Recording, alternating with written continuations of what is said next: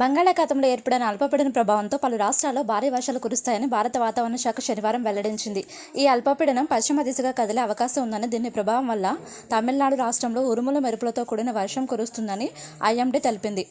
భారీ వర్షాల నేపథ్యంలో చెన్నై నగరంలో పాఠశాలను మూసివేశారు. తమిళనాడులోని పలు జిల్లాల్లో శనివారం ఉరుముల మెరుపులతో కూడిన వర్షం కురిసే అవకాశం ఉందని భారత వాతావరణ శాఖ అంచనా వేసింది. పుదుచ్చేరి, కరైకలలో కూడా భారీ వర్షాలు కురిసే అవకాశం ఉందని ఐఎండీ అధికారులు వివరించారు. తమిళనాడులో గత కొన్ని రోజులుగా ఎడతెరపి లేకుండా కురుస్తున్న వర్షాల కారణంగా బురద, కొండచర్యలు విరిగిపడ్డాయి.